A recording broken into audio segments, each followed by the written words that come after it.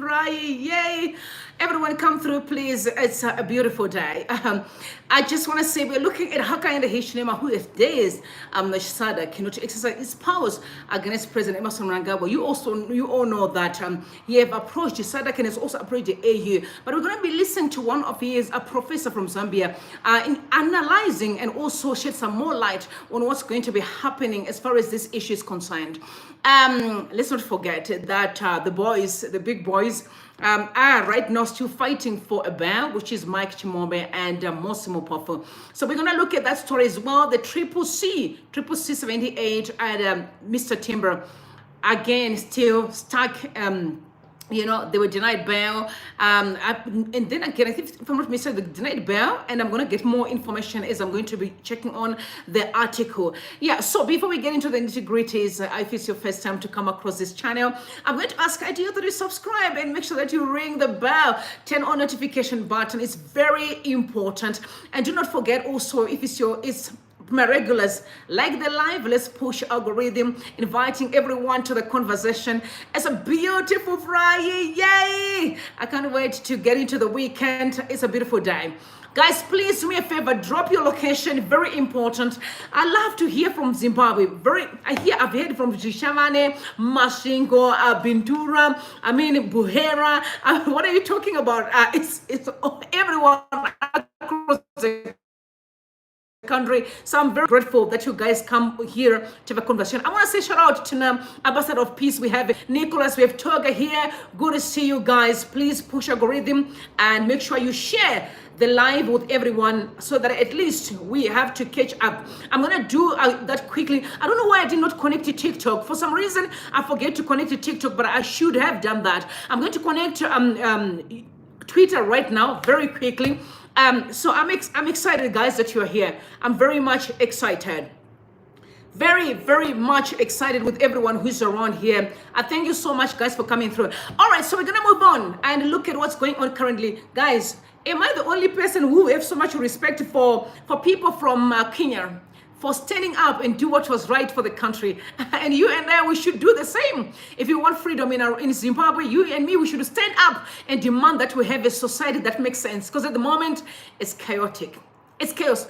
I looked at a picture that is circulating on social media where there's a pole that is falling on top of a car in Aurora. And they said, is that Aurora? Filthy, filthy, filthy dirty in town. Right. The country that we all knew it was the most beautiful country, today is a mess. And I want you and I to work together to make sure that at least we restore sanity in this space. All right. Okay. So, gents, we can't buy fear because we are broke. This is what the people of Kenya are saying. We cannot buy fear any longer. So if there can be a protest in town in August, let's go together and make sure that at least our voices are heard. Let me tell you, don't listen to those who tell you, no, you're going to be killed. And until when?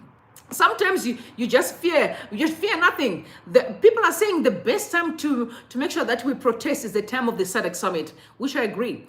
While we are on the SADC summit, I need to make it very clear and put it on record that President Mnangagwa is not assuming chairmanship for SADC. Hear me out. Zimbabwe as a country is assuming chairmanship. It's on a rotational basis. For those that are moving around and pushing a wrong narrative, it is a rotational basis. Zimbabwe as a country, right? But we do have a president, Emerson Mnangagwa, is assuming the SADC chairmanship. So let that be known across the board. And then we don't fear death, but we fear suffering. These are the people of Kenya. We do not fear death. We fear suffering, hunger. We see us found suffering and hunger. So I want you to know that President Mnangagwa is panicking. Why I'm very much zoning into him and that he's panicking, I'll tell you why. It's because when I looked at this video, I saw that majority of people inside that meeting were finding it very weird that you could say such kind of a statements. Am I the only one who find it very sad that the president can actually be able to say those words threatening citizens? Am I the only person who find it really, really weird? Because a president's job is to protect the citizens, not to threaten them. But President Mnangagwa is on record that if you guys decided that you can be on the streets, there will be consequences. Take a listen, please. I'm fully aware that certain unruly elements, in a collaboration with our detractors, have activated their perennial tendencies of seeking to disturb our security, peace, and prevailing tranquility environment in our country. They must be warned that my government will not broker any form of mischief under whatever pretext. The law will take its course without fear or favor. Atidi mesha mkono todzisvasvanga. Guys, there's so much power in words. I've been telling most of the people, you could all ask yourself questions. Why is it ZANU-PF invested so much in silencing people?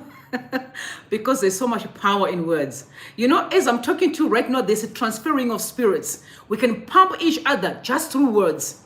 That's why he keeps on silencing people, you know. You hear him. A president should be saying right and wrong. But no, it seems like President Mnangagwa is more focusing on the political party than he can focus on the Zimbabwean community. And I'm talking about him being the president of a country, not of a group of individuals who have their personal interest. But I'm seeing him, he's very clear on, we know if you guys decide to work against what we are planning to do here, you'll be in trouble. But in my understanding is that the section, it should be sections 59 of the Constitution of Zimbabwe, it actually permits Zimbabweans to protest peacefully, right? That if things don't move in the right direction, we have the right, especially on corruption. We have the right to make sure that we protest and confront the government to give answers. Why are we seeing a lot of corruption in the society? When we have a leader, I know even President Mnangagwa is on record as well, condemning corruption in town and said that for those that, you know, there are bees involved in digging their hands in the state coffers, we'll be in trouble. So he is on record. So why is it a problem for us to protest and head on with all these politicians or those that are working in the procurement to ask you questions? Why is it that a problem, right? So there's an issue of the police and the army. And I've said this very clear to say the police of Zimbabwe and the army, you owe allegiance to the Zimbabwean people, to the flag and the bird. You know the Zimbabwean bird? Yeah. The Zimbabwe flag, bird, and its citizens. And the citizen of Zimbabwe is not ZANU-PF. ZANU-PF is simply a group of people who are also aspiring to be in leadership. Don't confuse the two. You're supposed to serve the people of Zimbabwe. Everyone with respect. And you know what? Because you get paid from the state, from the tax money, and the tax money belongs to the people. It doesn't come from individuals of ZANU-PF. So it's very important for the police to know that. So President Mnangagwa is on record making threats that if you decide to be on the streets, you're in trouble. But let me tell you, fear not. We must focus on important things to make sure we build a Zimbabwe that makes sense for everyone. Fear not, guys. Keep your focus. If protests come through, we have to be head on with everything that is wrong in the country to make sure that it is fixed, in my opinion. We're going to move forward. I'm heartbroken, I must say. I'm heartbroken. I'm a woman. I think even men, I've seen men going wild as well on social media right now. Number one, there's a mother who is in prison, who's part of the 78 CCC members, who's in prison with an infant, a little sweetheart that is at her back. She brings this child to court. A mother with a little child. We need to start introspecting Zimbabweans across the world. Who are we? Why did we get to tend to be so inhuman against our people? You know, how did we forget that we are human beings? It is a shame that we have broken limbs, women coming to court. We have a mother with a little sweetie pie coming to court. We need to start questioning ourselves. Why did we allow such kind of wickedness in our society? And we have normalized the wrong, and like everything is fine. And I'm saying even those, including the judges and the magistrate too. You need to start asking yourselves, your mothers, you can't stand for truth. You can't stand for truth. Don't tell me that you're afraid. People say no because you're afraid. You're afraid of what? Of speaking truth into power and say, no, this is not it. The reason why wrong is carrying on in town is because you don't say a word. You're not rebuking it. You keep supporting evil. I'm heartbroken, but I'm going to read quickly here. And the child of one of the jailed members who tragically passed away while their mother is in custody will be laid to rest this afternoon. So the mother is in custody for nothing actually. And the child died while she's in custody. And the child has to be buried and the mother is in custody. This is happening in our society and we think that's normal. And we expect the blessing of God to reign. It doesn't work like that. It does not work like that in life. You saw evil, evil is going to come and reign. Did you notice why there's always problems in Zimbabwe? It's because each and every time we seem to be dropping evil more than we can support the right things in the society. We hate each other. Hot-spotting hatred. Hear me out, Zimbabweans. Do not hot-spot hatred. Don't. Whoever wants to hate, let them do it at their own peril. Don't be part and parcel of the case of God. You don't deserve it. So we're going to move on right now. Then the mother, who is still languishing in jail for a crime she did not commit, suffered a broken leg after being brutally beaten by the police. Despite our request to the court for her release to attend for her son's funeral, no action has been taken to allow her to pay her last respect. The mother, along with the Alavondo 78 and Senator Jameson Timber, will appear in court, the Harare Magistrate Court, at 11:15. So it means that she was never allowed to go and bury a child. The mother was never allowed to go and bury her child. She was arrested for absolutely nothing. These people are innocent. We all know that. They just gathered to have lunch and celebrate youth. That is be considered crime. People of God, fear God. Soldier. What is it that you are doing? Why do you allow politicians to drag you into their curses? You allow a mother to lose a child. She lost a child while she's arrested. Her leg is broken. If I can read correctly, right? Then the child is dying or dead. The child is dead, and you have the nerve to block her from burying her child. Who can do that? Who in 2024 can do something like that? Who in 2024 can do such kind of evil in society? Don't say we didn't warn you.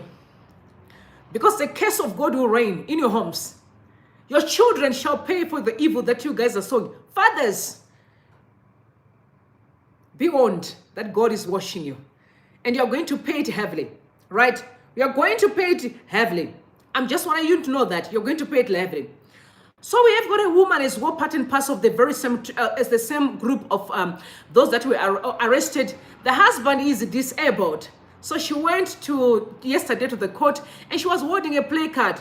She said, free teacher Wondongwa. He's actually a teacher, that guy that is arrested for nothing absolutely. And he said free timber and free Avondo. She was holding a small placard that is written on a paper. And you know what happened? A female police officer went in there and they detained her.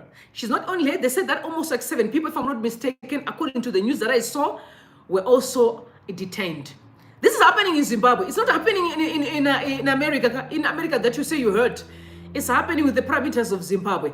It will never happen in South Africa, this kind of thing. Your friends.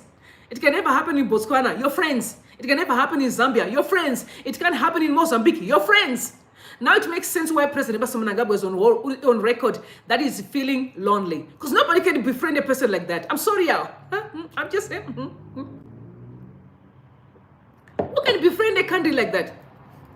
You want good friends? You treat people with respect, right? Yo, you are moving around them motorcades, right? Around them motorcades and them bodyguards, right? Eating lavishly, you fly all around, because you know that's good life, right? Your children are having nice positions, living a good life.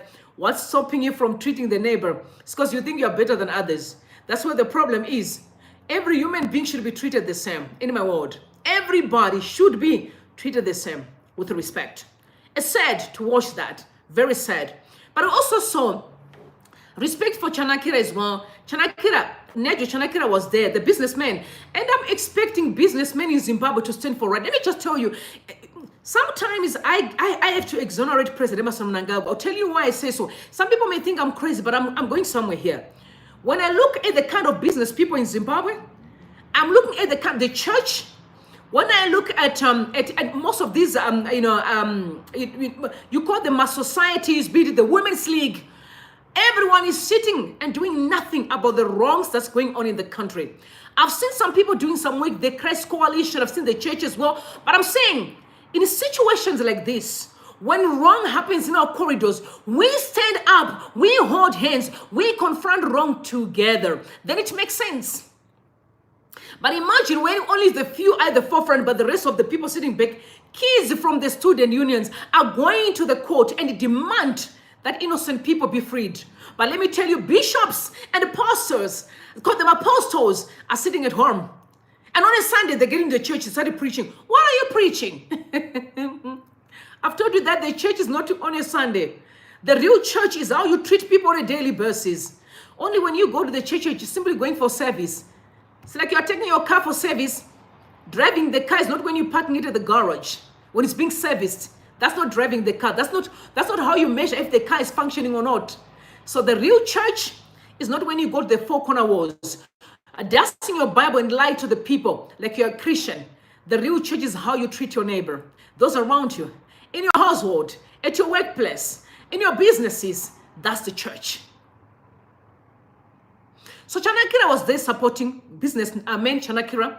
He was there at the court supporting, and he also took pictures that they were blocked to actually get in. I told you, until Mapuri Sanema soldier, Voita standing for the truth. I'm not talking about politicians. When Mapuri Sanema soldier lift up that constitution and show it to a politician and said, "Sir, we owe allegiance to the constitution of Zimbabwe."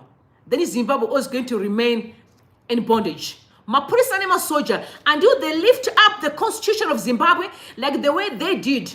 I'm talking about what Constantino, the VP Chiwenga, did in 2017. He lifted up the constitution of Zimbabwe, calling out Mugabe in 2017.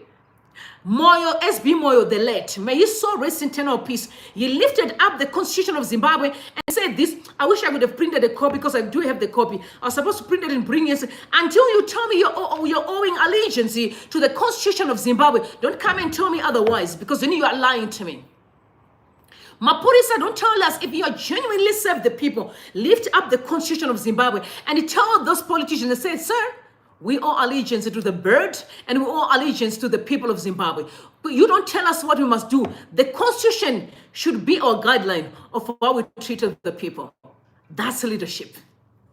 Until that is done, the army as well, when you stand up and hold politicians to account, that is leadership. But don't pretend and lie to us every time and hide and masquerade behind politicians. It's a lie. We're not that a foolish. We are not a generation that is foolish. We know what the constitution of Zimbabwe says.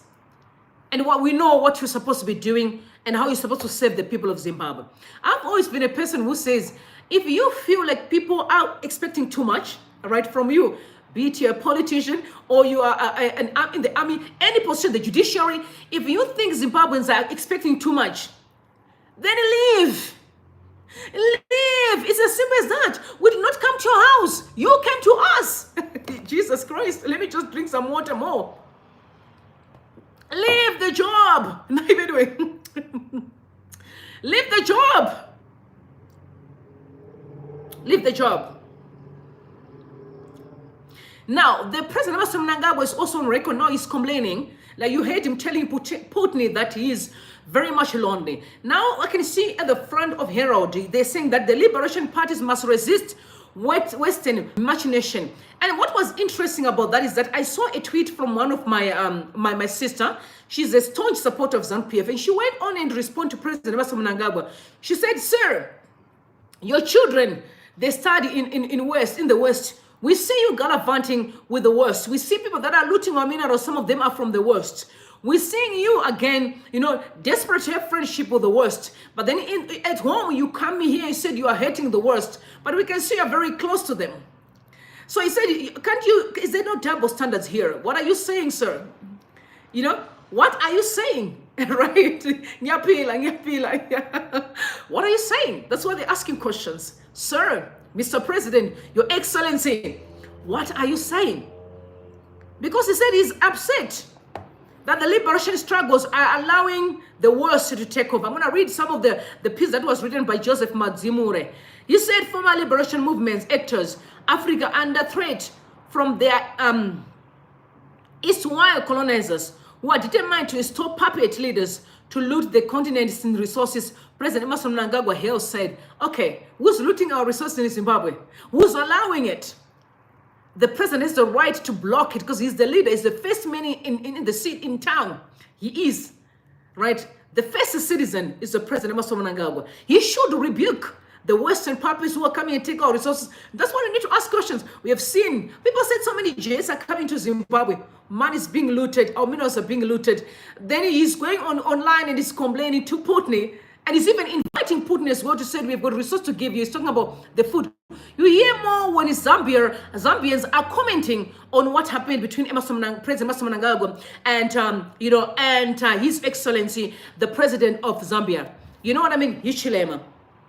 We all know that any person who stands for truth against the regime in Zimbabwe is under attack.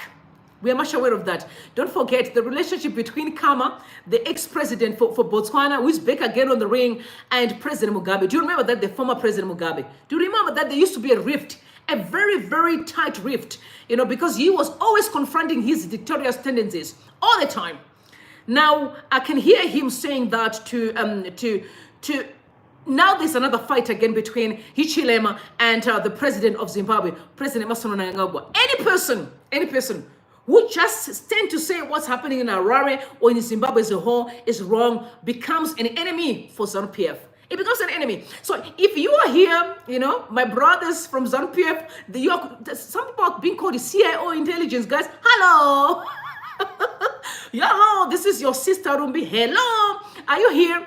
You need to understand that everything we are doing currently is for the betterment of your life and everyone else's life. We are not your enemies. We simply want a better nation that functions properly. Now I'm sitting with the 400 people who are just joining us on this live. I'm asking you to like the live. Let's push algorithm. I need minimum 100 people here so that everyone can come and join into the conversation. Very important. Please do that quickly for me while I'm connecting to the commentaries of the relationship between President Mnangagwa and HH from the professor in Zambia. He's saying what HICHILEMA did was today, SADC.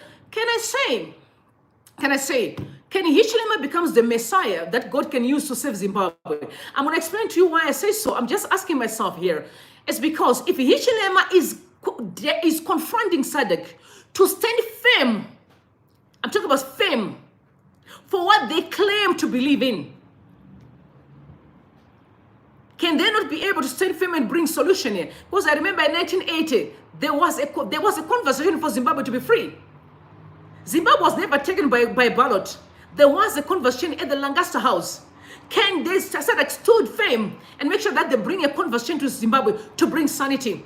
I remember Ibo Mandas again on the risk that was immediately after elections, how he kept on, pushing the agenda of political transition, right? I remember that there must be a political settlement. I'm saying, can SADC be the Messiah that God is going to use right now, especially when HICHILEMA is questioning their credibility? Because you're going to be listening to them speaking right now, questioning their credibility. Sometimes it's one thing to say we believe in this, but it's another thing to honor what you believe in, right? It's one thing to speak, it's another thing to act. Speaking talk is cheap, but action is golden. We need to see how you act.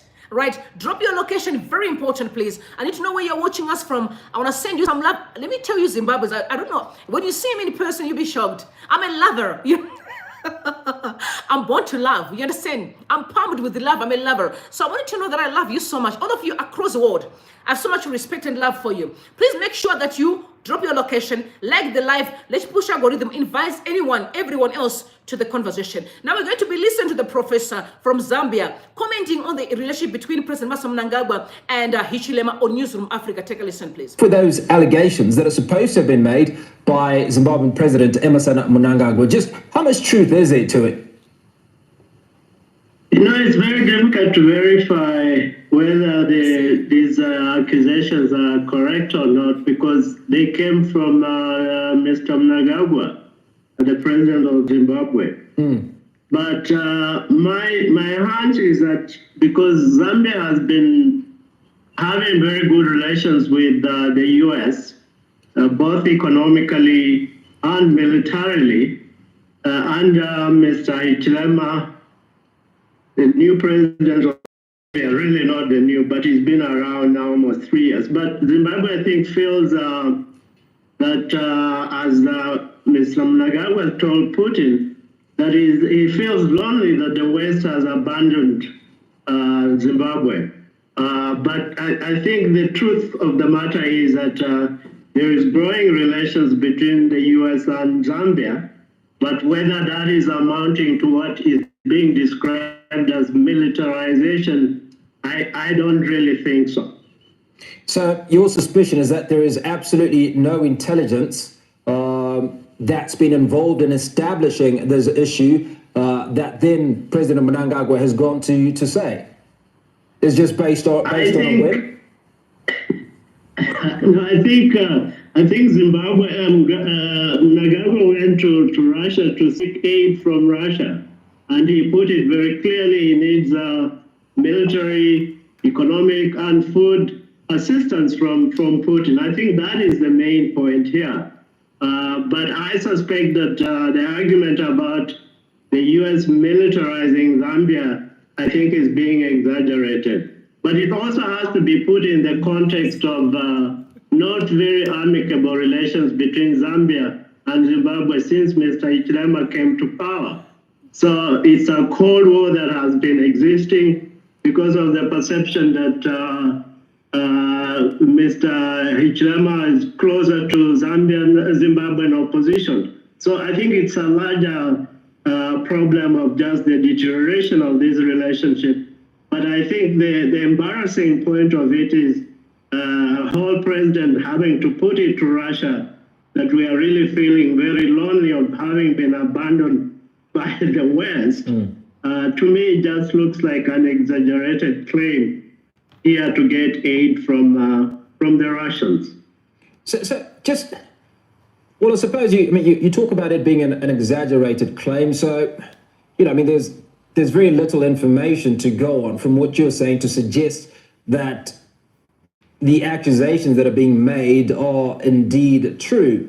But obviously it's irked the Zambians, because the Zambians have now said they've appealed to the AU, to SADC to resolve this issue. So it's obviously impacting regional dynamics within the Southern African community. Yeah, I think, Zambians feel that the situation cannot deteriorate any further. And these institutions, the SADC and the African Union, were created really to mediate conflicts among member countries. And if they can't do that job, then in fact we are doubting their ability to be really credible institutions, because something like this should not deteriorate. Or these are, if there are clear claims that need to be verified by these institutions when they do the investigations, then we can get the truth. Because Zimbabwe, if the conflict is mediated, then Zimbabwe will have to produce the evidence that in fact Zambia is being used by the US to destabilize Zimbabwe. But my suspicion at this moment is that since we don't have any clear evidence, it is very difficult to accept the fact that Zambia, which has had very good relations with Zimbabwe since pre-independence period, would then, in fact, get this worse. So I think the Zambians are just interested in a party or an institution that can come between them and try to see where the truth lies. Now, Professor Gadiagala, I'd imagine that there's certain protocols that should be followed or observed when something of this nature arises before you get to SADC and before you get to the AU. There's normally a summoning of various diplomats within the confines of one's own borders. So I'd imagine that the Zimbabwean ambassador to Lusaka would have been called before this issue was taken to SADC or the AU. Let me put it this way. I think there are many diplomatic channels that Zimbabwe should have used in raising that issue before it went to Putin. I think this is a problem here. It has escalated to Putin, and I think that's why Zambia feels that it is getting worse. Because if a whole president can report Zambia for being the destabilizer in the region currently, I think it was the wrong move probably, because there are other channels that needed to be exhausted And you're right, even before we go to SADC and the AU, I think it would probably have made sense for the two countries to resolve this conflict amicably. Maybe talk about it, find means of resolving it. But I think now it's gone too far that the Zambians may feel that the only mediator would be a SADC or an AU kind of institution, because these countries are members of these institutions and they are supposed to respect the mediation roles of these institutions. And I think that's why they feel that they needed to go that route, because now the train has already left the station. The relationship are worsening. Professor Kanyagala, you make an interesting point, obviously, and that's the fact that the complaint, if you will, was made at a global stage, so almost overriding any internal resolution mechanisms that could be followed by the two countries. Now, how can the SADC and AU strike a balance between respecting national sovereignty and addressing concerns raised by member states? I think the AU or SADC, starting with SADC, they need to have a discussion between the two presidents, probably not together but separately, and try to really find out whether there is a room for a mediated solution. But I'm saying that even a mediated solution hinges on the kinds of evidence that Zimbabwe will have to bring to the table. Because if you make the claim that this country, your neighbor is being militarized, then you have to come up with the figures and the numbers to put to SADC heads of state who can then, in fact, make a decision on how to resolve this issue. But I suspect this is probably a conflict that is much bigger than I think the AU or even SADC. Because as I said from the outset, it was presented to Putin as a matter of fact. And so these countries seem, or rather Zimbabwe seemed convinced that in fact Zambia is a threat to its security. So I think it's not too late to ask SADC, as I said, because the two countries are members of SADC or the AU, these institutions can still step in and try to see whether they can find a way out of the conflict. So let's talk about the mechanisms that exist to prevent such disputes from escalating. No, the first mechanism I would imagine is bilateral relationships. There are bilateral agreements where they talk about good neighborliness, respect for each other, sovereignty, and so on. And then when you go to the AU, to the SADC level, there are also these kinds of mechanisms that are there that speak about the same issues, how we build brotherly relationships and all that, resolving conflicts through mutual mechanisms. So the mechanisms are there. They are commonsensical mechanisms in which simply saying, as states, we have to live together in peace because we belong to the same institutions that have the objective of fostering economic integration and political unity at some point. So these institutions already are engineered, in fact, to resolve conflict routinely. And I think that's the surprising thing about Zimbabwe taking this matter directly to Russia before exhausting these mechanisms. Let's talk about precedents. Has something of this nature or similar happened within the SADC region? And if so, how was it attended to? No, you see, the closest I can think of is the deterioration between Botswana and Zimbabwe relations over the years, I think, and under Mr. Robert Mugabe, those relationships were not very good because the then president of Botswana, Ian Khama, was very hard on Zimbabwe, particularly after the elections that happened then. So, but the way that conflict ended is that both parties simply decided that they needed to come together and resolve that conflict because it was a conflict about Botswana questioning the legitimacy of the elections in Zimbabwe. But over time, I think they came to the conclusion that it was not that important, that Mugabe was in power as an elected president. However, he was elected Botswana could forget that issue. So I think it was resolved very quickly because there was political will on both sides. There are a lot of things that we share together, and we should not, in fact, be divided by something like this. So this is the closest, I think, that comes to what is happening currently, is that the two sides ultimately may have to reach a decision that there are too many things that unite the two countries, and therefore they need to move quickly to some kind of agreement. Okay, so let's call it domestic politics, and I call it domestic politics because what obviously happens when issues like this emanate is that it spills onto the streets of Twitter or of social media, where the various citizens of each country start hurling insults and all sorts of accusations at each other. So there's almost a cold war that's existing amongst the citizens of the two countries. How can this be managed? Or is it something that you feel will just blow over? You see, I think in the age of social media, this thing may blow over. I mean, the citizens may get incensed by the kind of war of words that are going on between their presidents. But I suspect that the two countries are mature enough really to resolve this conflict before it gets into Twitter and all these other media that are going to, in fact, escalate the tensions between the two countries. But, when you talk about domestic politics, let me also mention some important component of this conflict. Last year, when Zimbabwe had elections, the SADC team was headed by the former vice president of Zambia.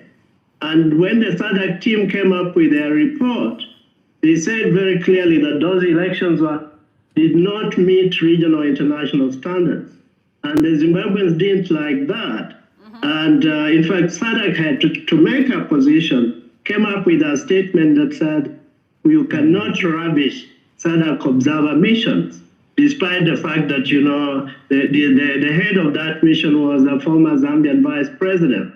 So that's part of the escalation of the conflict, I think, that started with the perception that Zambians actually against Zimbabwe, if they cannot, even within the framework of SADC, there was that feeling that, in fact, this is actually more of a Zambian position than a SADC position about those elections. So, Professor, you suspect that Zimbabweans, or certainly President Emmerson Mnangagwa, might be feeling a little bit sore over that report from last August?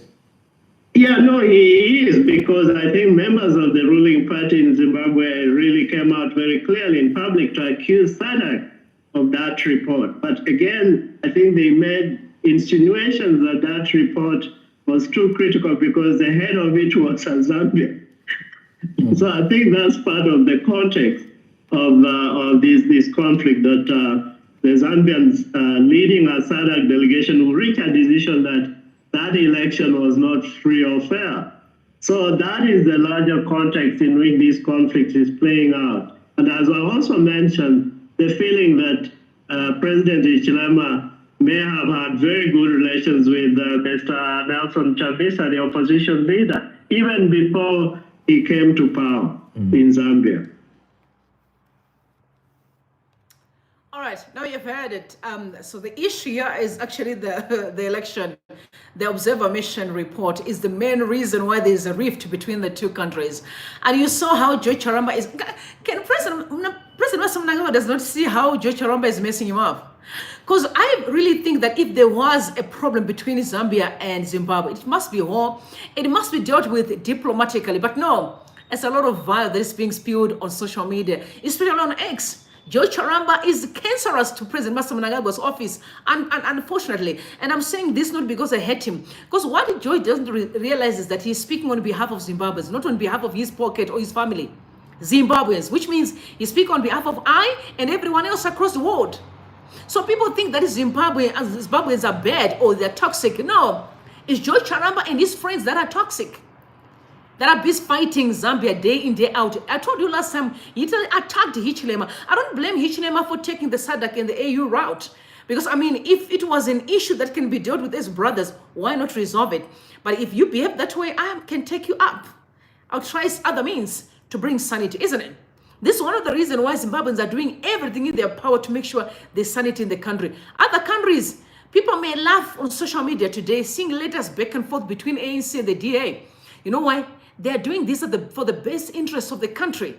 Those are functioning societies. When are we going to do the same as Zimbabweans? To operate professionally. Everything is wapusa wapudza angori madhaka chete.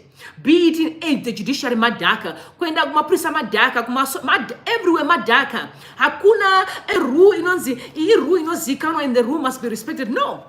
The rules can only work when it is to attack those that may not supporting what ZANU-PF is doing that is wrong. You know, it's us the problem. It's Zimbabwe that needs to sort out their mess. Why only Zimbabwe? Yesterday it's Zimbabwe and Botswana. Today it's Zimbabwe and Zambia. We never had South Africa and Botswana. We never had South Africa. Did you ever had? Maybe I missed that. Have you ever heard? So we need to start introspecting. It's us Zimbabweans. We need to sort out their mess. It's us the problem. And we think we are doing the right thing. No, guys. We need to stand up and do right for the sake of generations. Guys, don't forget, this is part of our resume. You know, you'll be shocked maybe in the next 20, 50 years, our children can always be remembered that. Don't forget that your great-grandchildren did this and that to Zambia. Don't forget, guys, this is part of our resume, and we need to stand up and do the right thing. Now I'm saying here, please, I send my condolences very heavily to Norman Maroto, Norman Moroto. Maroto, sorry, he was actually a Dynamos player, if I'm not mistaken. I'm going to read the tribute because I didn't know him that much. You know, honestly, I'm not like that inclined to the Zimbabwean soccer, you know. Forgive me, you know, I'm a Highlanders supporter. My father was. I've told you about my father. We, you know, Highlanders, whenever I play with Dynamos, we knew my father can, if the Highlanders loses, you know, we didn't have peace. My mom and I would look at each other like, Daddy, you have lost. And you can't try him. But if he wins the game, if Highlanders wins the game, we know that Daddy's going to cook dinner. We are much aware of that.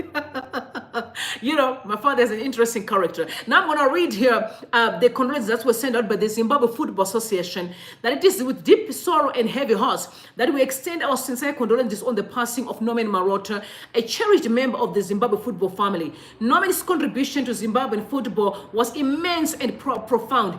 As a player, he graced the pitch with the exceptional talent, earning admiration and respect from the fans and peers alike. His transition into a football administrator further showcased his dedication to the sport, and his work with the Footballers Union of Zimbabwe was marked by a steadfast commitment to the welfare of players and the growth of football in our nation. May his soul rest in eternal peace. And I also send my condolences, sir. May your soul rest in eternal peace. We'll see you again when we meet. Heaven is our home. This place, Tandara Chete, is not our home. We are simply passing, dining as friends. But trust me, the problem is it comes when we don't even know. And I heard that he actually had flu. And I'm like, damn, this is a problem. We need to start praying and curse that pandemic in Jesus' name, so that at least our society won't be destroyed. Now, there is an issue that is very interesting. The issue of intelligence. All right, intelligence. In the Zimbabwean community, how many people have heard about the CIO, the intelligence? The CIO of Zimbabwe are those crazy, the way they're being portrayed, they sound like the most, the mafia, you know, in terrorizing group of a people.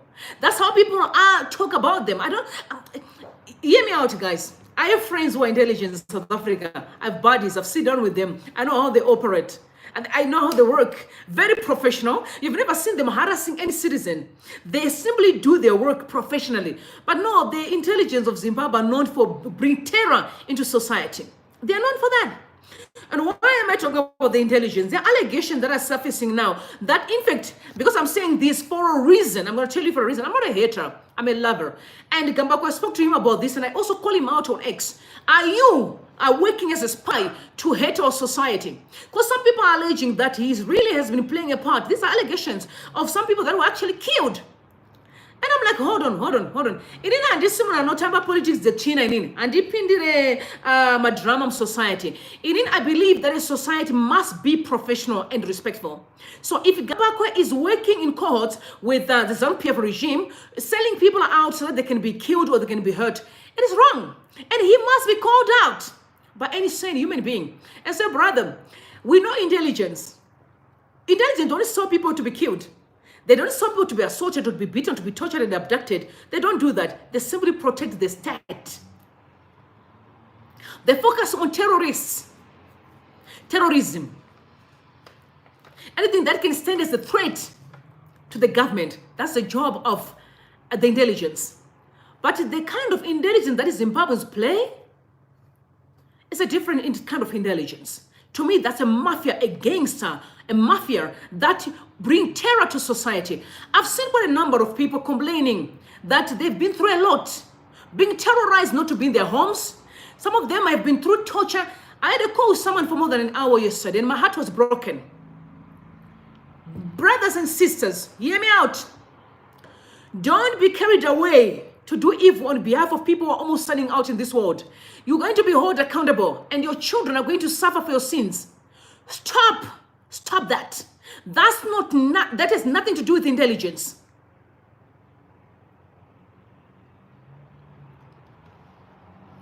No one is willing to call you out and tell you the truth. I'm going to call you out. We're not stupids. We know how the intelligence work. I told you I've got friends who works for the intelligence of South Africa. I know them very well. And I spend time with them most of the times. And I know how they operate. Your intelligence is of selling people to be killed for money. Selling people to be abducted, beaten for money. Guys, stop that. Listen to me. Vamwe muchasirwa ngozi. Vana vema politicians vari kudzimba dzavo. Vanenge vari kuAmerica vachishopa kuDubai. Muchishandiswa kunouraya vanhu, muchishandiswa kurova vanhu vari innocent. Muchishandiswa to do the dirty work. You need to start introspecting. I'm going to say, well, look now, look at Chimombe and Moses, these two brothers. I want you to see what's play here. And there are people who have come to ZANU-PF. Vakazikana wakaita mbiri yakachikisa muZANU-PF.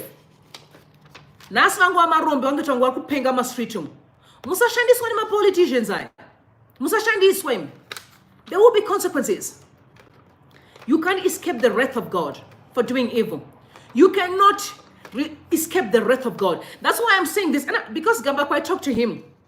And I asked him yesterday, because I told you that if you're doing any intelligence work, hear me out. People don't even... It's only in a Zimbabwean society where it's so sad to watch. The lack of etiquette and classy. It's always violence. I remember the story of Jessina Mukoko, heartbreaking story. Abused by some people who claim to be intelligence. They say some of them are in South Africa. Okay, good luck for you, brothers.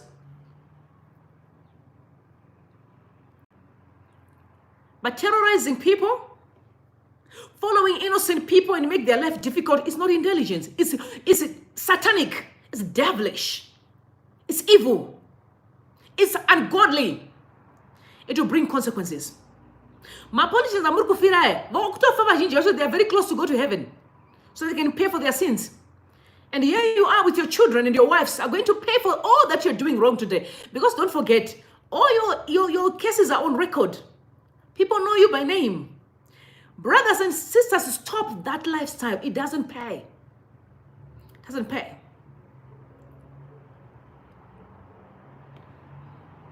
Muriko hotspot a hatred. Muchipu atuma trinkets. Muchifida vana venyu nemari dzakakeswa. Vakazi venyu nemari dzakakeswa. Your families nemari dzakakeswa. I've seen a number of guys who were amazing people. Today they are like crazy people on the streets. Sometimes we need to stand up and tell you facts. Right? But because you think these are my words, they're not my own words. It's circulating on social media now, and I even asked Gambago to come on record and clear his name if this is not correct. Because honestly, the truth is always going to be revisited tomorrow. You may think you are protected today, but how long is that going to last? How long is that going to last that dead politicians will protect you from doing their dirty work, their evil work, hating innocent? There's a woman I saw on HSTV. I don't know if you guys watched that.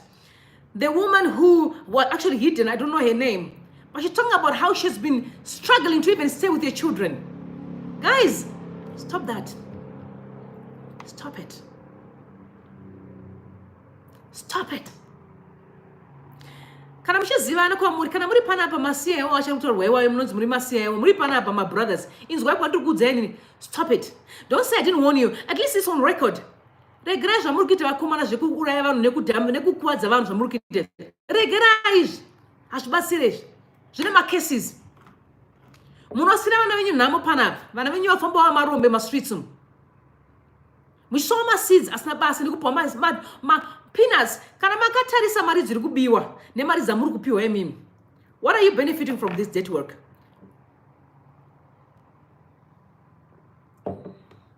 There's no intelligence in your work. It's evil. What you're doing is satanic. Apana intelligence. If you were intelligent, then you'll be doing it for the betterment of Zimbabwe, right? To make it a better place. That's intelligence. That's what South Africans do. Zimbabweans are doing what they're doing to make a society a better place. But anyway, I told you these are not my words. I'm going to bring two people who's going to speak to that. Because number one is the allegation that the bishop was, abducted, whatever the case was. But I want you to take a listen. First of all, I'm going to pray the guy called Brother Howard. And this is what I'm saying. Sometimes it's important to clear your name. You need to clear your name. Take a listen, please. Yeah, this is part 2 of my expose. I was talking about Gambakwe, the man who is very dangerous, very heartless, and cunning, greedy, prepared to destroy people's lives because of money and ZANU-PF. Gambakwe, terera. Kana uchifida vana vako nemari yokutengesa umwe munhu, let's say nhasi so waenda kumagrosa ukanotenga chikafu ukafidha vana vako, vana vawafidha ivava wavafidha nemari yokutengesa umwe munhu, because you want to succeed through the suffering of other people. Vana vako nhasi vadya chingwa, vadya sadza nenyama at the expense of someone's life, and you feel no remorse, no feelings, no sympathy, because you want to succeed. Andi munoona zviri kuitwa na Wink Nelchivayo. Munhu anomuka makuseni, achinda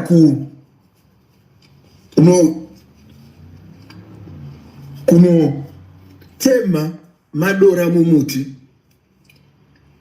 achiaomesa, achiaisa mumasaga, achienda kunoatengesa kumusika, kana kuti kuatengesa ku South Africa, kana kuti kuBotswana, kana kuti kungave kupi, agowana kana kuti 20-30 pounds, 20-30 American dollars, ari madora aazvitanhira mumuti, ari richer than Wink Nelchivayo, Gambakwe naMnangagwa vakaitwa combine. That's true.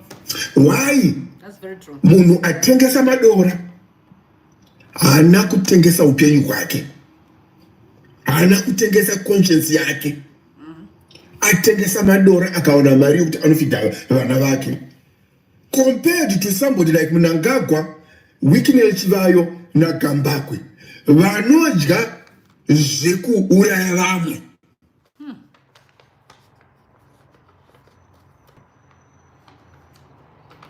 That's a lot. That's a lot. That's a lot. Oh, you remember when, okay, like I said to you, I'm not a hater, but I think I'm in a position where I think truth has to come out for Zimbabwe to be free. No, guys, no. It cannot carry on, unfortunately. I'm not going to buy into it. Because I know what? I've been here 20 years in South Africa. I've never been intimidated by anybody, threatened by anybody. I can talk about Ramaphosa, I can talk about Balula, I can talk about any politician. In fact, when I meet them, we laugh about it and we shake hands and we smile, right? There's nothing fancy about it.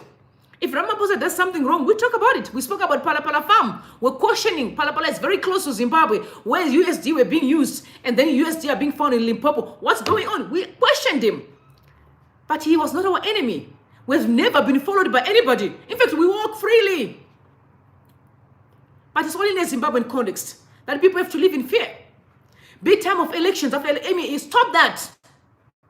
You abuse women. You beat up innocent citizens. And you expect us to smile at you and laugh. It's not funny. You know why I'm here speaking? Under normal circumstances, I want to sit here and talk about this. Right now, I should be doing, today's Friday, I should be doing my nails, my hair, you know, waiting to go for dinner, massage, under normal circumstances. But here I am talking because the society is not normal. Zimbabwe has to be fixed. Truth has to be known. It must cross the borders. The judges need to know what they're doing is wrong to our citizens. That a mother with a baby can be locked up with an infant for nothing. The police need to understand beating innocent citizens is wrong. Check if you compare the police in Bulawayo and the police in Harare. Because remember, the same day, and I've said it and I'll repeat it again, the same day where people were gathering in Harare, they were gathered in Harare, people were also gathered in Bulawayo. And the police in Bulawayo just went and told the guys to say, please disperse peacefully.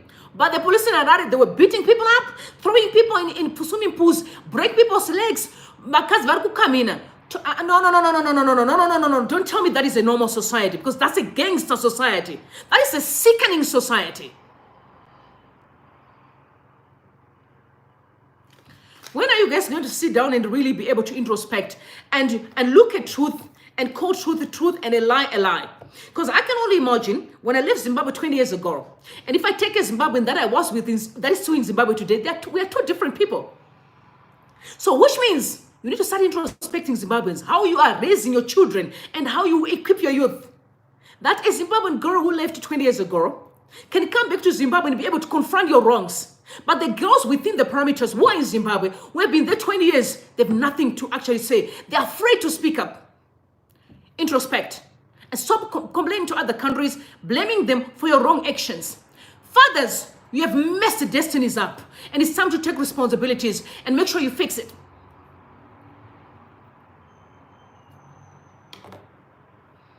Stop hiding. It's time you fix it. But he also said that Bishop Nyamakanga was abducted. But he's on record saying that wasn't. Guys, I'm a person who don't live on conjecture or speculations. If Bishop Makanga is lying that he wasn't abducted, it's between him and God. But it is unfair for the society to create a narrative that the man was abducted when he wasn't. When he says I wasn't. Take a listen to him speaking. Let's not drive a wrong agenda. Let's have a society, whatever you say, you've got proof. Because we're trying to build a society of truth that understands that there is a separation between a lie and the truth. But we cannot keep on living on conjecture, assumptions, lying for numbers or for likes. It can't work like that. We want to make sure this society becomes a normal society. Do you understand? Please. And then I'm sick and tired of abnormalcy in society. I'm sick and tired. I want to see normalcy. I don't want abnormalcy. Hallelujah, ama dzinodikana. He is speaking. Regedzai ndikutendei maZimbabweans, my followers, my intercessors kunyanya. Nebasa rese that we have been doing. Makuwa manyepo atinonzwa vanhu vanenge vachida kutsvaga content vachicreata kuti chinhu chavo chitengwe vaite mari manyepo. Saka ndati ndiuye nhasi ndizotsanangura in short what happened to Bishop Kevin Nyamakanga last Friday. Handina kuabductwa sekutaura kwakaita mukoma Gambako. With all due respect, he lied. I was not abducted. Sati rove mbwa takaviga mpini. Handina kuabduct. I missed 2 calls on my WhatsApp. I followed those 2 calls. On a Friday, takaenda Harare Police Central in the company of my advisors, my wife and our chairman of Zimbabwe Intercessors Movement. 3 takapina mkati, 2 akasara kumota. I was questioned about my protest and demonstrations. Ndikapindura zvizere kuti Zimbabwe Intercessors Movement never spoke about protest and demonstrations except Christian peaceful march.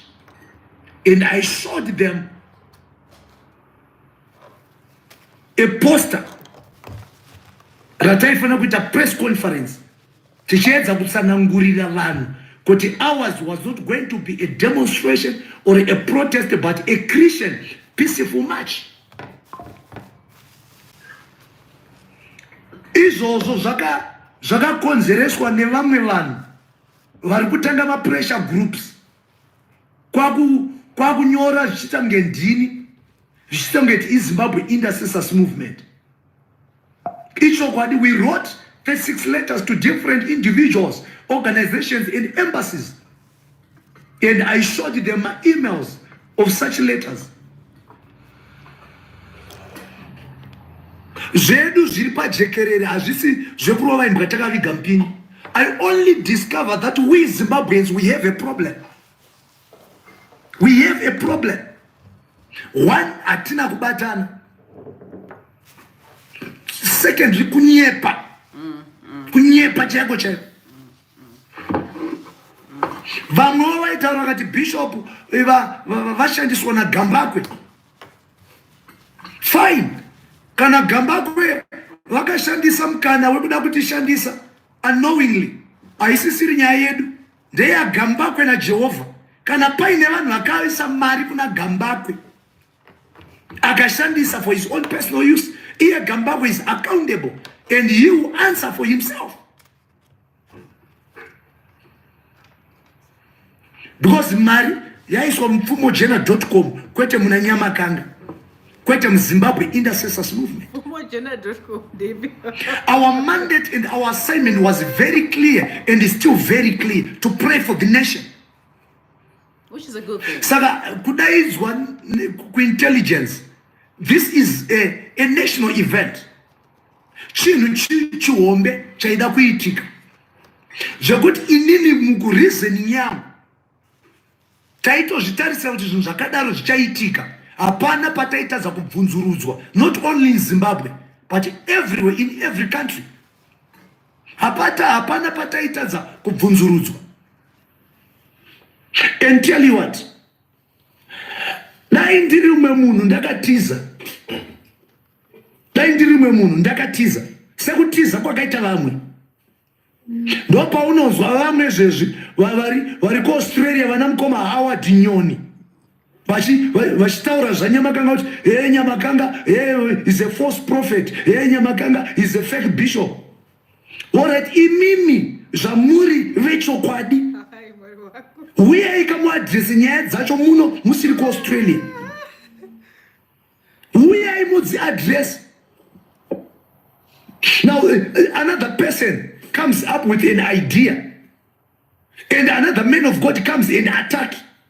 Kungofila so kuti Nyamakanga anofana kungodona so. Ya Nyamakanga anofana. Vamwe akati takatanga naye Nyamakanga, takatanga naye akati dhamba.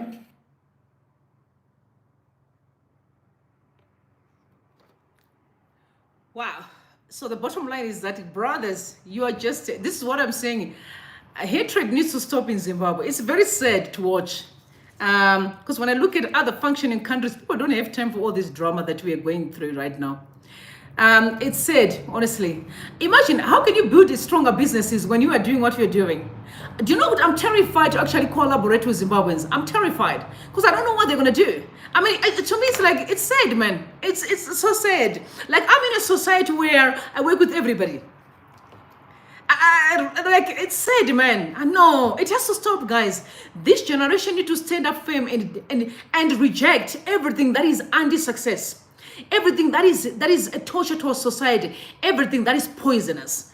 Hatred is not good, guys. It doesn't pay. Hatred is cancerous to success. Do you know we are all talented differently, and there's no reason for us to fight. And then I'm a firm believer that if anyone can stand up and say I'm a bishop and lie, they're accountable to God, not to mankind. And also don't forget, to be called and becoming a bishop, a pastor, a teacher, an evangelist, whatever calling it is, it's very personal. So I can't stand here. I can only tell someone that he is a fake prophet based on my assessment. Because the Bible says you must see them by their works. And the Bible says you must test the spirit. But one thing that I don't want is to see my brothers fighting unnecessarily. Love each other, guys. Believe in each other. Hold each other's hands. If something doesn't go, follow each other and talk. Can someone abuzabuli don't talk about me? Guys, it's possible for me to speak to someone today, maybe influential, and say to me, please don't disclose this information that I gave you.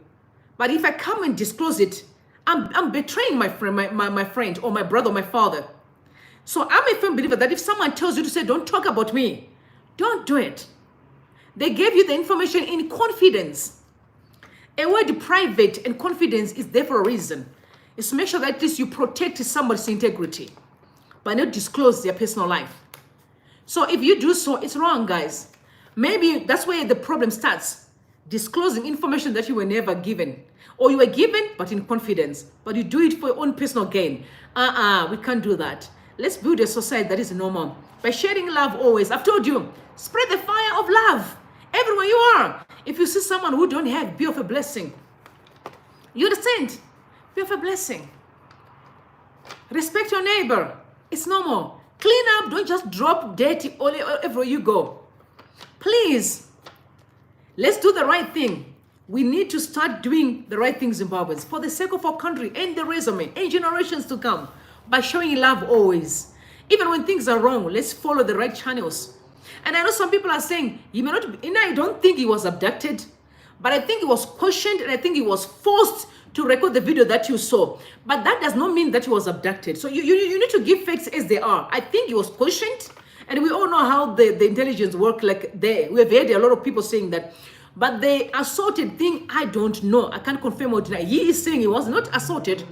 But the video that is circulated that you saw, I can no longer do politics, but I'm only doing the church thing. Which I find it very deceptive. And I'm not talking about the bishop, but I'm saying those words don't make sense. There is no country without the church. There's no country without God. So you can't separate the two. It's a deception. If that was the case, then President Mnangagwa wouldn't be seen at the Apostolic Church, wouldn't be seen at the Roman Catholic Church, wouldn't be seen at the Zion Church, wouldn't be seen at all manner of churches. Komakandiwa's church. The reason why they go to the church, because they understand the influence the church has on politics. So anyone who tells you that you separate politics and church is a liar. You can't separate the two. You can't. All the politicians, when they swear in parliament, they lift up the Bible. Who is the Bible? The church. They swore with the Bible. Why? Because they honor and awe and esteem God. That's the purpose. The laws in the country came from the 10 Commandments. You cannot steal. You cannot lie. So don't tell me that they tell me that the church is not important. It's a lie. The church is important. There's no politics without the church, or without the leadership of the church, or in spirituality. So I find it weird when people say, no, you can't talk about God, don't mention scripture. It's a lie. Your actions has nothing to do with the Bible. So if I'm a leader, I read my Bible, but I understand that when I need to be firm, I must be firm. That's why the resume is very important.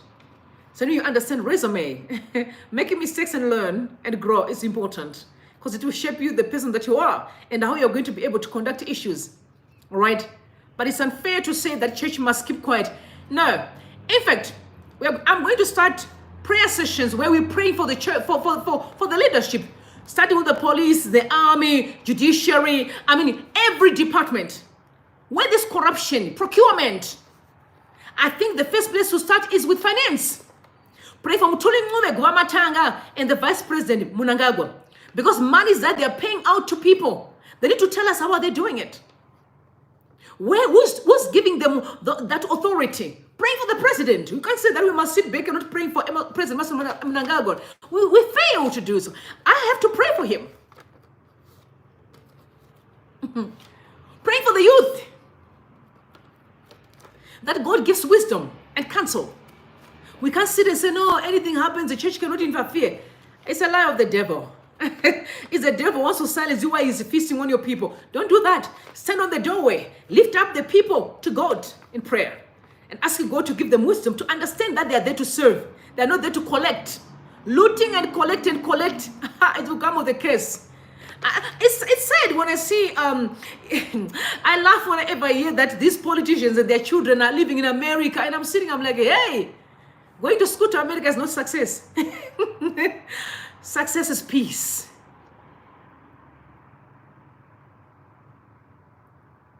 But some kids commit suicide. They kill themselves because of the money. They don't know what to do with it because the father was just collecting and the money is cursed. It is said, it's the thinking that is the problem. Understanding is the problem. Success, in fact, where you get fulfillment is when you work. Have you ever work for money and get your money and really go to the shop to shop and how that feels? Knowing that I worked for my money and I'm actually rewarding myself for what I've done. And ask those that are going to do murder and come with money, house robbery, if they've got peace. They don't have peace. So success is peace. It's not collecting. How mampinga made him pinga. Nasfaka makaki uniforms. Going to prison. It's not success. It's a curse.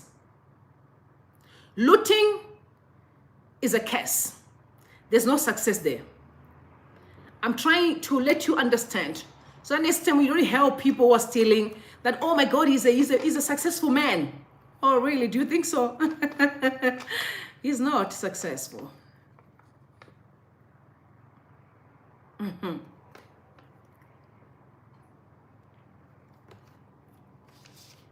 Time will tell.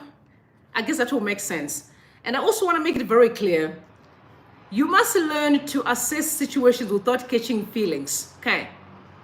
My social media people, including I, please, tomorrow if someone says I did something wrong, don't catch feelings. Don't stand for me. Don't say, Rumbi cannot do that. You don't know me. Okay. I can do anything that you may not even know. But get the facts first. And then you can judge from the facts.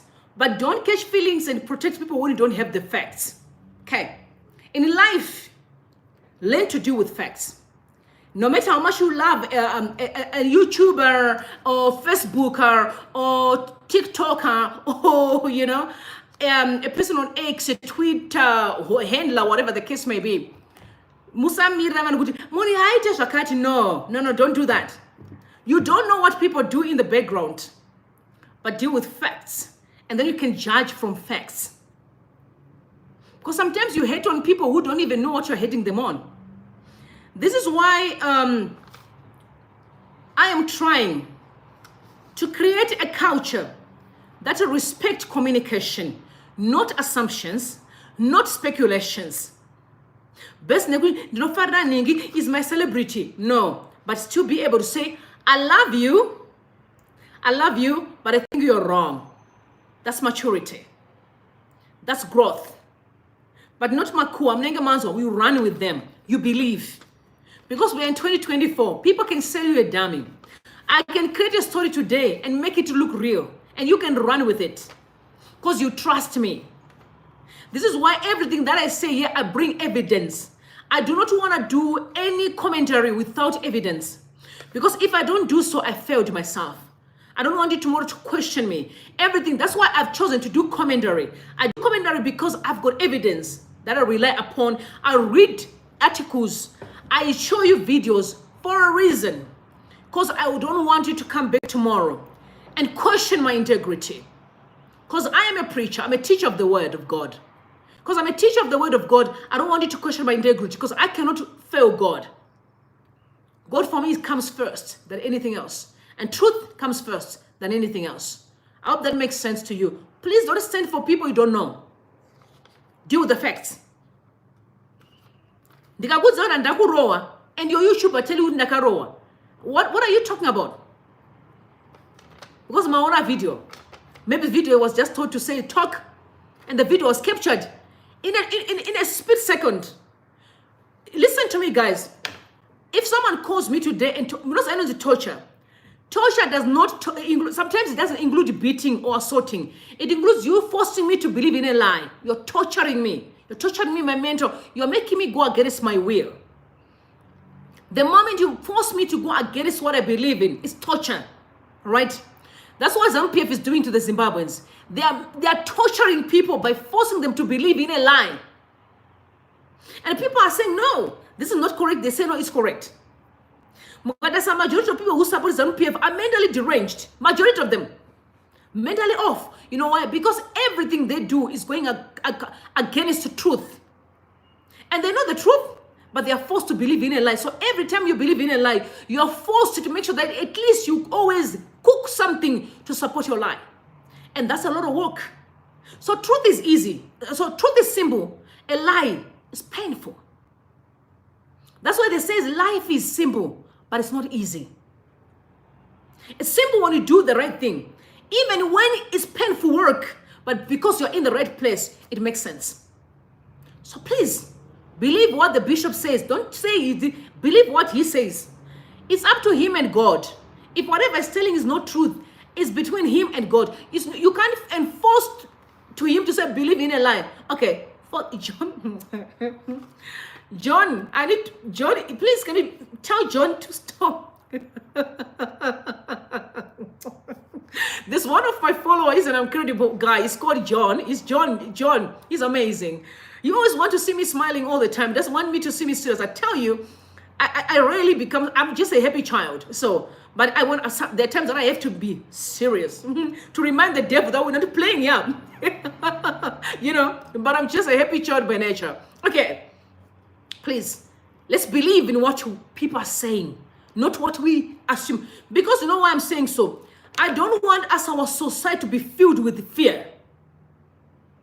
I don't want to sit and say, you was abducted and beaten up and sending fear to the society.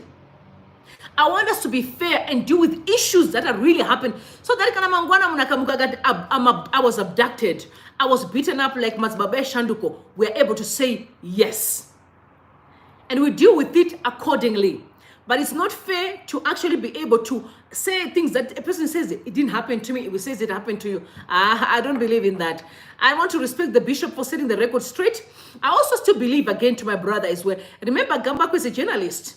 So journalists do a lot of digging that I don't do. I'm a commentary person. I simply see information, then I comment. Gambako is a journalist. And journalists do that. And some of them are investigative journalists, like the person like Hope Wachingono. Hope Wachingono, they go deeper into the stuff beyond what you see on the surface. And they have to be respected for doing their job. You know what I mean? But it's a problem when politicians are interfering in the works of these journalists. It becomes difficult for people to know where to draw a line. Which one is the truth? Which one is a lie? It's difficult. You understand? This is why we need to make sure our society is normal. Because when a society is normal, it makes life easier. That when the bishop said this, we are like, say, oh yeah, he means it. But right now, knowing the regime that we're dealing with, ZANU-PF regime, even if someone says something, people are going to say it's a lie. I've seen something when I'm not available for a day or two. I saw people looking for me. It's going to be okay. It's going to be okay. And I understand because they know the society we are operating from. But trust me, I'm always going to be okay. I'm also a heavy guy. I've got people who are doing the job. So if you cross the line here, you'll be gone. Unfortunately, if you try me and cross the line here, they'll kill you. Unfortunately, they'll kill you because you don't come and threaten my peace and my security. Because listen, I'm not a threat to the government of Zimbabwe. What you see is what you get. I'm not a threat at all. Not a threat. The government of Zimbabwe and my threats are those are the threats to the government of Zimbabwe. That are looting and cause commotion. I'm not a threat to the government of Zimbabwe at all. In fact, I'm trying to shape society for the benefit of them, my fathers, to say, society amurku shepa ivu inema consequences mangwana. Let's stop it for the sake of generations, so that at least your legacy can be respected. That is not a threat. I'm very much patriotic. I stand firm and defend Zimbabwe anytime, any day, any minute. I defend my people. That's being patriotic. Calling out wrong that people do on social media is patriotic. They're unpatriotic. Those that are defending wrong in the country are unpatriotic. The people that are busy threatening our citizens, abducting and killing are unpatriotic. Don't confuse. Zimbabwe are unpatriotic. So patriotism should be understood. What does that supposed to mean? Those who hail politicians more than they can hail Zimbabwe are unpatriotic. It's a Zimbabwe before a politician. So it's Zimbabwe before I support Nelson Chamisa. It's not Chamisa before Zimbabwe. No. It's Zimbabwe before Chamisa. Because if Chamisa is not there, I can choose another leader. Does that make sense? So if maybe Chamisa comes when he becomes a leader in the country, and I have to, or let's assume maybe Kasukura become the leader in the country, or any person, maybe Valerio become the leader, I must be in a position to say, I respect Valerio.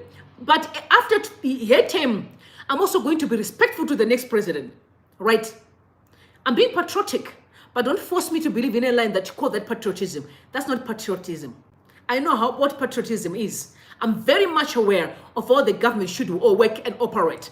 A government is there to protect its citizens, making sure everyone is eaten, everyone is respected, everyone's security everyone is safe, women are honored and respected. But in the Zimbabwean community, I've been asking, where is the Women's League? Only see them when they dance in the ZANU-PF meeting. The Women's League in South Africa here, let me tell you, if something happens to me as a woman, the Women's League EFF will be at my door. They will be at the court to defend my rights. That's patriotism. They don't know me. They've never been at my mama's and dad's house. But they say a woman's peace has been threatened. They stand up and rise to be in the society. Now we have a Zimbabwean community that there are Zimbabwean people are being beaten, are being disrespected. But we've never seen women in the court rising up and said, not in our corner. That's a functioning society. The Women's League, I always want to call that woman that has got shorty hair. You know why? Because I see every time close to President Mnangagwa. In fact, let me say this. What I'm saying currently, I'm even saying this to protect President Mnangagwa. President Mnangagwa should understand Kuti. The moment a society becomes dysfunctional, it is a threat to his position too. Mugabe is an example. The same people that was closer to him, who could not call him out, are the same people who toppled him.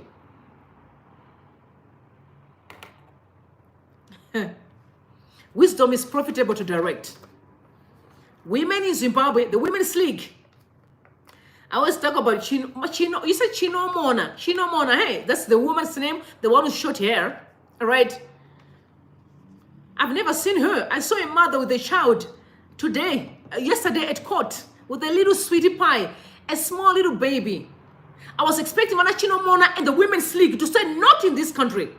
Women must be protected the rights of children. But you never see them anywhere. You only see them at the rally at the ZANU-PF place dancing. Uniform. I'm sorry to say this. No wonder why people don't respect you.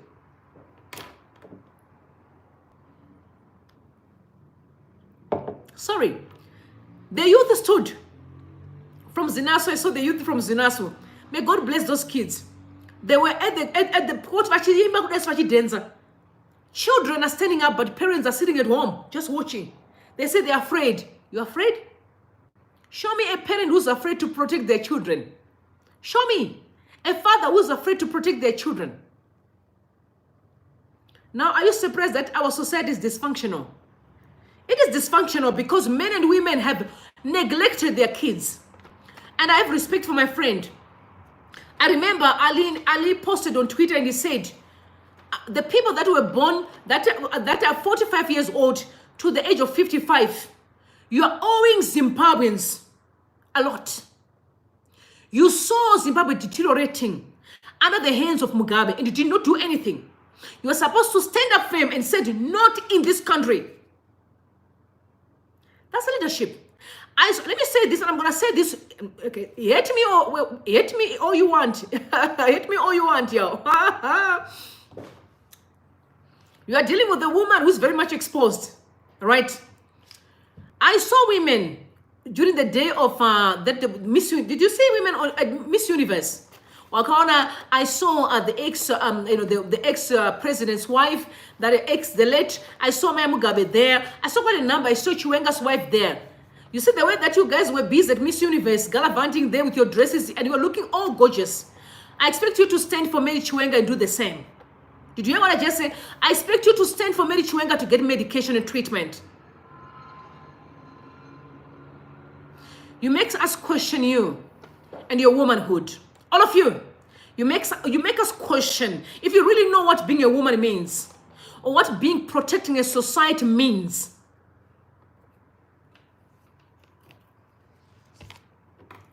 It's a shame. It is a shame. No money, no amount of lifestyle that will make you not stand for the truth in society. No amount of money. I don't care how much money is in your bank account because trust me, we know money. Okay, we know money, right? I don't care what you're eating in your house. We understand that lifestyle too. Okay, we don't care how you look. We understand the looks too. But you know what? When it's time for us to stand for right in society, we stand for right in society. And we expect you. Because let me tell you guys, if you think I'm lying here, tomorrow you exonerate me. I know you will. Wait.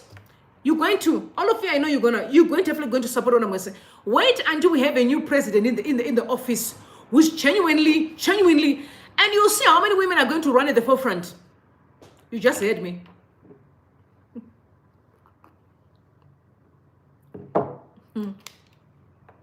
Wait until we have a new president in the office and check how people are going to turn against this president Mnangagwa at the twinkling of an eye. That's how unstable Zimbabweans are. It's kunena mepondo kwano erera unstable, right? That's why we have a very unbalanced society, because we are not able to call wrong as it is and say, this is not okay in society. It's not allowed, all right? It's not allowed. I said, wait. Mama mama singazivani ngori kumberi. Listen. Hey, muchaonerera zvenyu miremoni mamhanya chata vanenge vamusambobvira vakaona pa campaign trail or vachita anything at all. Muchaona vari kuforefront. Tata Seko president. That's Zimbabweans for you. People who don't know how to stand for truth. Munonditaurira kuti maZimbabweans akasimuka vakadzi vese across the country. Vakasimuka vakati not in this country. Things won't align in the country. But you know why? Because some are eating with the very same oppressors. Vachidya, vachitambudzwa vachidya, vachinyepera vachipretenda vachidya. Marave nemi. May God have mercy on you. May God have mercy on you that you fail to defend our children. Guys, I want you to know that I appreciate you so much. I love you deeply. I really do. And I'm asking you to spread the fire of love. Everywhere you are, spread the fire of love. We need to start changing the culture. A culture of selfishness, a culture of greedy, a culture of disrespect, a culture of evil, a culture of lies must go. By all means, we must be a people of respect. I love you all. May God bless you and may God bless Zimbabwe. Have a good Friday. I may see you a little bit later. God knows what. Maybe when I'm cooking, but yeah, I'll see you a little bit later. We'll talk about more. And I told you we're going to be having a lot of cooking soon. Cooking a number of things. And I'm going to be doing the teachings as well from the Bible perspective, because I need people to understand you can't do anything without God. You need God in everything that you do. Put God first. I can't be here speaking without God. I'm speaking because I've put God first.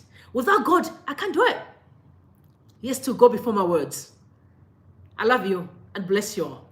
Happy Friday. Bye for now.